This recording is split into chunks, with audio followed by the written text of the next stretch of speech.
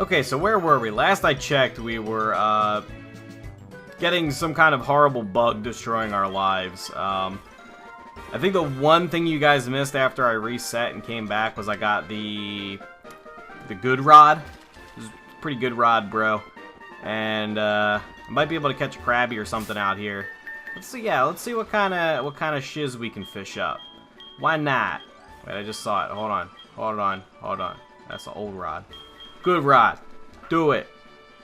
I don't care. Reel it in too quickly. Fine. Try it again. Third time's a charm. Cause this time, I'm not even gonna get a nibble. So we were talking about X and Y last time, right? Yeah.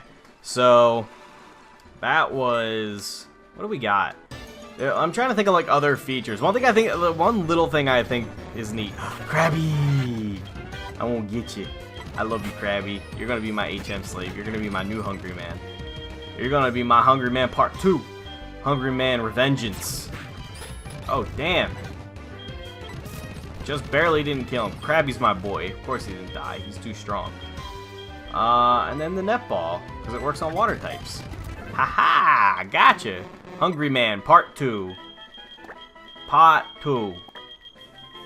Okay, so one very small thing that I really like is that, okay, so you know how up until now we've always had 3 methods of transportation. You have walking, you have running, and then you have biking. Well, now they're kind of throwing something that I believe is supposed to take place between running and biking, so it's like a 4th speed, basically. And which has happened before, you know, with like the acro bike versus the Mach bike in Gen 3 and stuff. But what's cool is it's on the 3DS, and 3DS has a D-pad and a circle analog stick, and when you're using the D-pad, you can either run or walk, and then when you use the analog stick, it automatically switches to rollerblades, apparently. I don't know. That's such a small thing. I think it's cool. I'm thinking maybe I have to go in the gym. Let's see if it's the gym that we gotta go visit. Hey, Freaka. She's at the lighthouse. Yeah, okay, whatever. I don't care. I already know this. God damn it. Won't let me in. I think this is a rock type gym. Let's find out. Olivine City, the steel-clad defense girl. Okay, so maybe she's steel type. Maybe she's steel type. IDK. But I've been misled before. They told me that guy was the mystic seer of the future, and he ended up being something about ghosts, which is bullshit. But now I think I actually need me, because I honestly have no idea what I'm doing right now. I think I gotta go find something else to do. So right now all I have is surf to kind of continue my path. So we gotta go get Hungry Man out of the box. And I just rode right past the Pokemon Center. Right past the Pokemon Center. So trying to think what else I saw, like any. Oh, so I guess last time I kind of got interrupted by that bug that kind of ended the last one, but I was kind of talking about the Ghost Grass type and what I thought was cool about them, and what I always had an idea. And they actually do have the pumpkin thing. It's a little bit more cutesy than I would have liked it to be.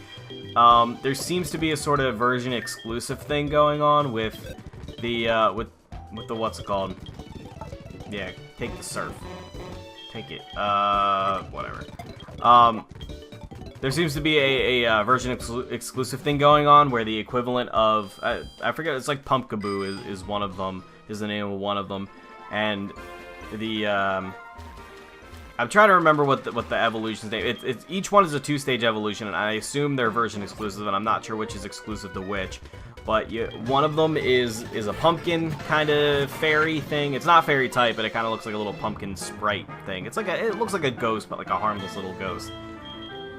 And the other one is like a haunted tree kind of thing. We actually saw pictures of that like in one of the trailers early on. Like very briefly, we saw a quick glimpse of this tree thing. It's like a haunted tree mixed with a tree ant, and I think it's called Trevenant is the evolved form. Starts off as a little stump ghost kind of thingy, and then the other one is, and then when it evolves, it becomes like a spooky claw tree thing. I like the design of Trevenant better, but I like the concept of Pumpkaboo better. Like I don't know, I'm torn, but either way, whichever one I get, I'm going to be happy. They seem to be knocking out a lot of the Pokemon types that haven't existed before. So like, they seem to just be like, okay, we've never had a fire normal, we've never had an electric normal, we've never had a ghost grass, we've never had a ghost steel. So they're just knocking all that out, apparently. And apparently all I can name off the top of my head are ghost and normal hybrids. Although the normal hybrids, they announced through like more official means. Oh hey, apparently there was a hidden. I was just mashing buttons. Apparently I just found a hyper potion that was hidden there. So they already announced like a Pyroar. It's like it's a fire normal lion that has like flames for a main, and then the I forget what it's called, but it's the little like electric lizard guy. He's electric normal. What else have we got? I don't know, like, they've shown some pretty cool stuff, and to me, based on what one of the leakers basically made an entire, like, album of spoilers and feedback and things that he had noticed, and one of the things he said that really stuck out to me is that there seems to be, the intro and the dialogue seem to be less sluggish. Vital Throw, would that be worth it? Nah. Brick Break has more base power, it's already 100% accuracy. This is great for, like, hitting guys that are using, like, you know... How do you on there? Getting late. Vital Throw is good for hitting, like, double teaming motherfuckers, but... little too, what's the word I'm looking for? Situational. A little too situational. But what else do we have? Can we Rock Smash? Ooh, that Icicle Spear, it hurts. I guess he's got the skill link, because that's going to hit 5 times. Or was that one only 4? I don't know. I'm not going to be able to do anything against this guy. I don't want to send out picks. Let's go to Quanker. Ow! Dick. Yeah, that only hit 4 times. Never mind, it doesn't have the skill link. I don't know, was that even in Generation 4? I can't remember. Doesn't matter. Actually gonna go... Let's get Peter to evolve before we end up replacing him. Because it's gonna happen eventually. Route 41. Let's see. But did I interrupt myself? I'm sorry, I'm so tired, you guys.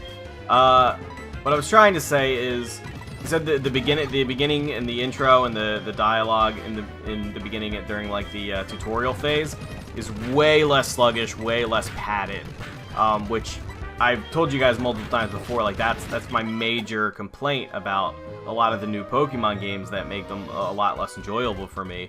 Is that like I'm 25, I've been playing this game since I was a kid, on and off. You know, I fucking know how to play Pokemon. You don't need to tell me every time I start a game. You know, it's obnoxious, is what it is. It's annoying. This one might have skill link. I don't know. Let's go into Farnsworth. See if it hits 5 times again. No, he's gonna protect. You dummy. You know, like, I know how to play Pokemon. You don't need to tell me a million times. You don't need to spoon feed me instructions on how to play a game I've been playing forever.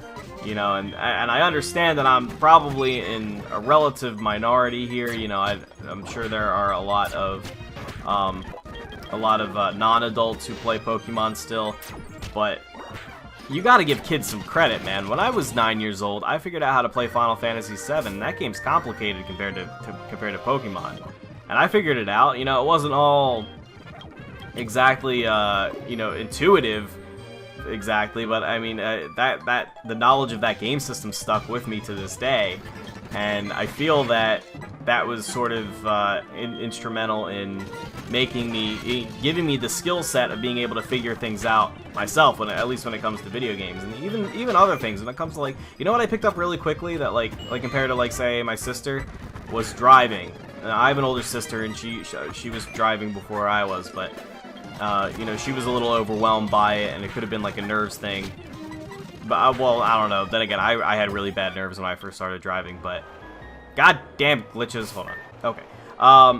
So I had kind of bad nerves when I started driving. She had kind of bad nerves when she started driving, and she found it really hard. Not really hard, but, you know, pretty difficult to pick up and get a hold of. And it kind of worried me for when I started, you know, looking at driving, and she was giving me advice. This is way back. This is almost 10 years ago now. But when it came down to it, I picked it up really, really quickly. And I sort of attribute that to the fact that I've been playing video games since I was a kid, you know, like every day of my life practically. Because it's kind of the same concept. It's that, you know, a basic user interface kind of thing. You know, when I do this, this happens. I'm controlling something sort of by proxy, and I feel like, you know, it's the same concept, at least when it comes to the learning aspect. You know, and the connections being made in your brain. You know, controlling a video game character versus controlling a vehicle. Obviously, there are major differences, and in the case of Pokemon, if I kind of veer off to the side and bump into some rocks, I'm fine, but it's not quite true when you're behind a fucking vehicle, when you're behind the wheel of a car. But, anyway, that being said, I think that people don't give enough credit to kids and their ability to learn. Young kids are like sponges. They are designed to just pick shit up. That's what you do when you're that age. You just pick up everything. You just learn. That's just they've done research on this, and I'm not quoting anything specific because I honestly don't really know what I'm talking about, if we're being real for a second. But I don't think I can escape due to wrap, right? Yeah, I can't switch out due to wrap. Oh, I can wrap and spin away the wrap, I believe. That'll free me from it. Yeah, okay, I forgot that works. Because nobody uses wrap in competitive. I only know about rapid spinning for rocks and stuff. But, you know, when you're that age, your brain is basically designed to just soak in every single bit of information it's given, because that's, you know, for example, that's how you learn social interaction, that's how you learn language, it's, you know, all those kinds of things. And even though that's more prevalent when you're even younger, when you're around, you know, like 4 or 5, well, even younger than that, like 2 and up, that kind of stuff is still going on when you're like, you know, 9, 10, 11, 12. And I feel like when they're just spoon-feeding things, there's kind of a twofold hurt to that. There's a twofold disadvantage to spoon-feeding everything to everybody. Number one, it's less enjoyable for everybody, pretty much across the board. First off, I don't know about you guys, but when I was a kid, I mean, I could not be asked to sit there and read tutorials. You know, I maybe read them once, and I did. To be fair, I did read like everything that was put in front of me, but I was kind of an outlier. I know a lot of kids, like my brother was like this growing up. He wasn't going to be bothered to read shit. He wasn't going to bother with that. Are you kidding me? He would never have read a dialogue tutorial like that. Never. Come on, kill him. Man, we are running really low on health, and I'm trying desperately not to use any healing items here. I'm just trying to be conservative. I know this episode's going to run a little bit long. That's fine. I'm sure nobody's complaining. So basically what I'm saying is when you make a tutorial phase of a game, just drag on and on and on and just fill it with text boxes and just spoon feed this information to people. 1, you're insulting people's intelligence, young and old. 2, you're making it less enjoyable for both young and old. And 3, maybe your game should be designed a little bit better so that it's more intuitive on how exactly things are done. That being said, Pokemon is fairly intuitive. I mean, maybe I'm biased in saying that because I've been playing it since I was like 10, but I feel like Pokemon's pretty self-explanatory. And if you don't know what's going on with Pokemon, first off, everybody has the internet these days, more or less. It's a very readily available resource. People online can tell you what to do. And even more so than that, if you're gonna... Okay, I understand the whole like, oh, here's how you catch your Pokemon. Here you go, here's some Pokeballs, now you try. We have to deal that in every single fucking Pokemon game. That's fine. Give us the option to hit start and just skip it. Please. Please. There's no reason to have unskippable tutorial dialogue in a game whose basic mechanics have remained completely static from start to finish. How long has it been? How long has this game been out? 15, 16, 17 years? I honestly don't know. But a long-ass time, right? A long-ass time. We don't need to be told how to catch Pokemon anymore. Game Freak, please. Please. You're insulting everybody's intelligence and making the game less fun. That being said, apparently that whole aspect has been improved in X and Y, and I'm pretty excited for it. Anyway, guys, that's going to do it for Pokemon HeartGold MonoBug for this week. Hope you guys will tune in next week when we're going to continue. I'm going to try to... I assume I have to finish this water route over here. I had to head back because everybody was dying. But, yeah, we'll start on that next time, and in the meanwhile, I'll take a gander at where I'm definitely supposed to be going, whether it's the water route or somewhere else. I gotta figure out how to get up this lighthouse. Anyway, don't forget to hit the like button if you did indeed enjoy, and I will see you all next time. Goodbye.